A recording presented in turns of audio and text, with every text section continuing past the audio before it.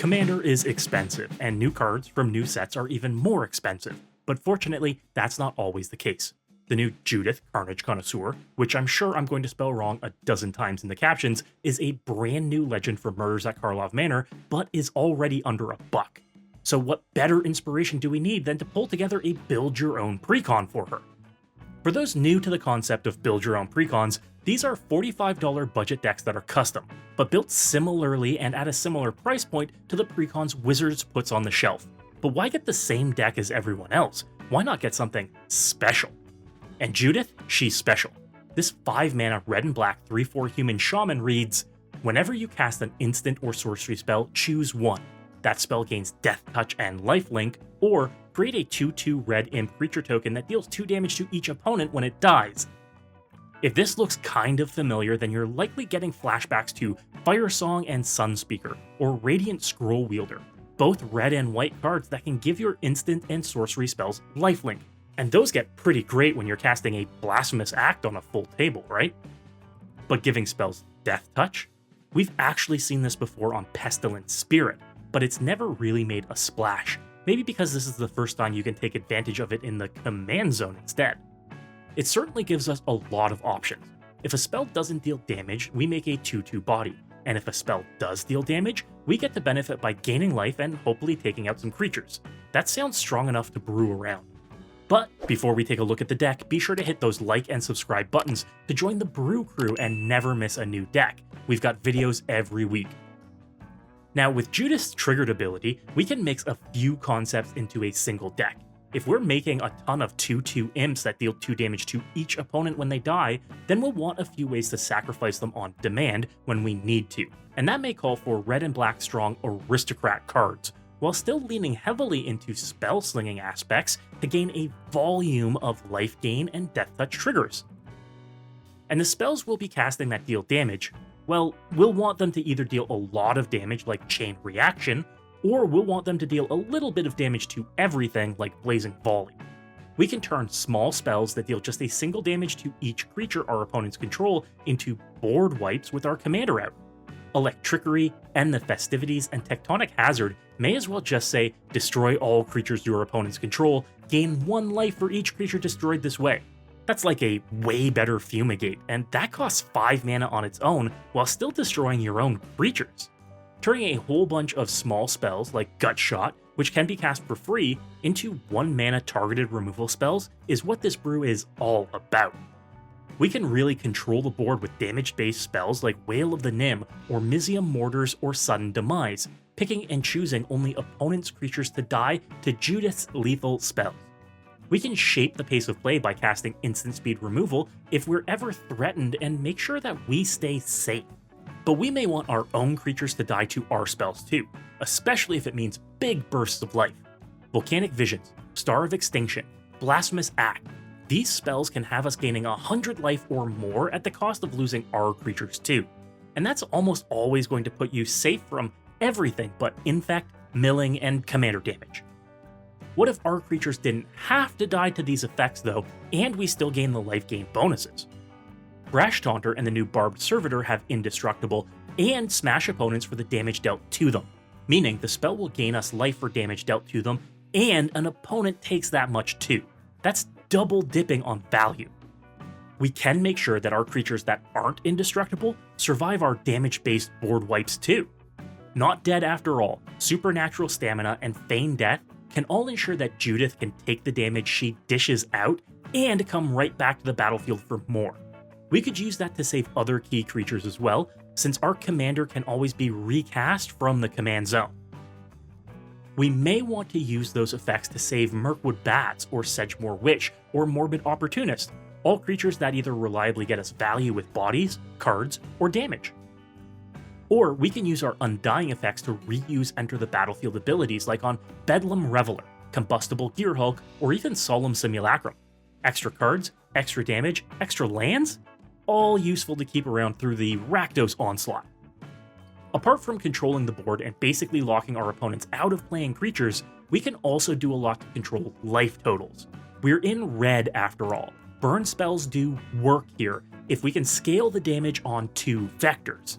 damage versus mana cost, like on Prisoner's Dilemma, or damage versus volume of damage, like on Acidic Soil. With our commander out, damage that's dealt to all players, yourself included, gains you 3 times the life you would normally lose, and that's very good. So anything that deals damage to all players is excellent for us here. Prisoner's Dilemma will either deal 4 damage to each player, 8 damage to each player, or 12 damage to some players. And either way, you come out way ahead. This is the spell equivalent of a Grey Merchant of Asphodel, and it has flashback, so it can be reused again. By the way, I think the choice on this is to always choose Snitch, but I may be wrong. Acidic Soil scales incredibly the further into the game you get, dealing damage to each player equal to the number of lands they control. This has you gaining a boatload of life and deals the equivalent damage of a Prisoner's Dilemma, where everyone chooses Snitch as early as turn 4. That's really good.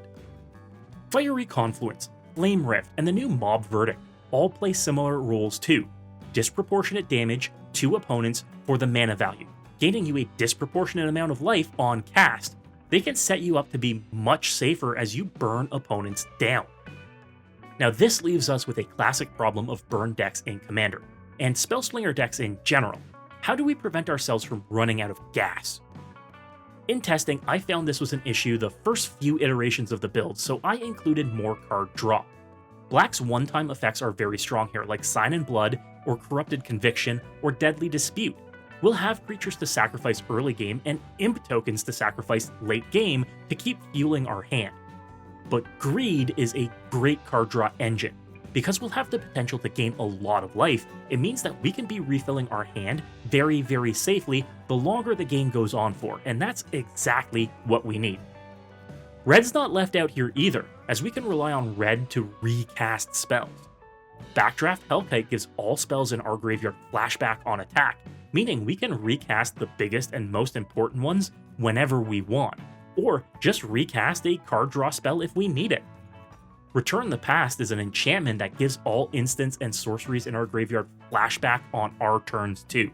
That is a surefire way to never run out of burn spells to cast, and with Judith out, means every one of our board wipes can be used multiple times. And Invoke Calamity, while only 1 time, is 5 mana to get 6 mana worth of spells cast from your graveyard too. This could be as simple as casting a Sign in Blood and a Fiery Confluence from your graveyard, but that's still a lot of value if you had already cast those spells once this game. Charmbreaker Devils may be random, but returning a spell to our hands from our graveyard each turn is still very, very strong when we want to be using these spells to gain like 100 life, or wipe out only your opponent's creatures. It works like a dream here. And we can use all that life gain to win the game too. As much as I would love to include Aetherflux Reservoir in the list, it falls out of budget. But Sanguine Bond does it. Whenever we gain life, we get to have an opponent lose that much life. And when we could be gaining dozens of life on spellcast, that's a great way to drain our opponents out. With some more utility on creatures like Humble Defector, Anye's Ravager, and Azra Oddsmaker, we'll almost always have full hands, full life totals, and miserable opponents. Perfect. Now, if I were to go ham and upgrade this brew, I'd definitely add some heat to the game enders and burn spells that, right now, are out of budget. I mentioned Aetherflux Reservoir as a win con based on the amount of life you can gain here, and that's definitely a day 1 add to a full budget list along these lines. But so would Exquisite Blood. On its own, it basically gives you Judith's spell lifelink ability again, but in combination with Sanguine Bond, already in the list, it creates an infinite combo where getting any life or causing an opponent to lose any life drains all opponents out for a loop. There were also some burn spells that were just too expensive to include, like Blood for the Blood God. In combination with what this deck can do to wipe out creatures, this is easily only 3 mana to deal 8 damage to each opponent, and that's the sweet spot in terms of mana value and damage scaling that we want in this deck. But so is Fire Covenant. This instant speed targeted removal spell normally costs life to wipe out a few select creatures, but with Judith, leaves us life neutral while also only needing to do a single damage to each opponent's creature. It's 3 mana to wipe the board at instant speed, and I hear that that's pretty good. The last burn spell I'd make room for is Delayed Blast Fireball. For 3 mana, it deals 2 damage to each opponent and each of their creatures, an easy pick for a deck with Judith at the helm. But if we cast it from exile, either with its foretell ability or if we impulse draw it, well, it does 5 damage to each opponent and each creature they control. Remember when I said this deck could gain a lot of life? It's spells like this that do that work. Before we move on, let me know in the comments which new legend you would like to see a build your own Precon deck brewed for. Now naturally, no build your own Precon is complete without the pivot, and I've got 2 alternatives in this list to talk about. The first is Mahadi Emporium Master. This 3 mana cat devil is a 3/3 that reads, at the beginning of your end step, create a treasure token for each creature that died this turn. Simple. You sell corpses to Mahadi and he pays well. This version of the deck leads harder into some of the aristocrat themes and more targeted removal. Using creatures like Viscera Seer and Woe Strider, we'll be able to cash in tokens for ramp, and we'll be able to use our smaller removal spells to take out creatures with 1 toughness, like Mana Dorks or tokens, for potentially big bursts of money. This version of the deck would want to lean heavier into creating tokens on spellcast, like with Young Pyromancer, to ensure we can control creatures dying if we aren't removing opponents' creatures. We could also include more treasure synergy, like the new Crime Novelist, to get even more mileage out of the cash Mahadi makes us. Talk about a return on investment. And putting in more targeted removal, like Pile On, helps us ensure that any creature we want to kill, regardless of toughness, gets gone. Naturally, the Flesh Bags, Plaguecrafter, Merciless Executioner, and Fleshbag Marauder, along with all of these similar creatures to them, are good adds here as they make you 4 treasures at the end of each turn you cast them. That's a nice bit of ramp towards your bigger spells. The second pivot leans more into the spell-slinging aspect of the deck with Torwalki the Younger. This 5 mana 3/3 human archer has reach and lifelink and reads, if another source you control would deal non-combat damage to a permanent or player, it deals that much damage +1 to that permanent or player instead. And whenever you cast an instant or sorcery spell, Torwalki the Younger deals 2 damage to any target. Think of Torwalki here as Judith Light, or a build-your-own Judith. He enhances our burn spells, turning all of our 1 damage effects like Electrickery and Blazing Volley into Pyroclasms, while letting us ping targets for additional damage and life thanks to inherently having lifelink.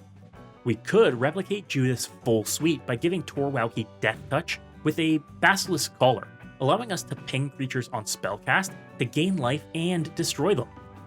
This version of the build wants to lean more into casting spells, dropping some of the larger mana value spells like Volcanic Visions and Star of Extinction in favor of smaller, repeatable effects. A Lava Dart achieves as much in this build as Lightning Bolt, and building out more on-cast triggers means we can do more and more on each spell cast. Gutter Snipe, Firebrand Archer, and Electrostatic Field are all right at home in this pivot towards spell slinging, as we can do more and more damage on spell cast, and instead of taking out opponents in big bursts, rely on a death by 1,000 cuts approach. Including spells that let us cast more spells, like Call Forth the Tempest or Mystic's Mastery, would help us get a lot more out of filling our graveyard with spells to rapid fire them out all at once. Wheel effects work well for us here, as seen on Mages of the Wheel, Ox of Agonis, or Wheel of Misfortune, as spells in our yard aren't necessarily gone forever, and refilling our grip gives us more ammo for slanging. Take a look at the full list linked in the description and let me know in the comments what cards you would add to a Judith deck, or if you prefer either of our pivot builds, or if you think there's an even better pivot commander for this deck concept. Head on over to my sponsor, Moxfield, to see this full deck list and all my brews. Moxfield is the best deck building platform in the world, and makes it easy to make sure that you stay on budget by letting you select card versions and which vendor you'd like to price your cards from. While you're there, give my profile a follow to never miss a new deck. And while you're here, be sure to check out these other new Murders at Karlov Manor brews. And if you were inspired today, you have to hit that subscribe button and let me know how much you love this deck. And of course, as always, good luck and have fun.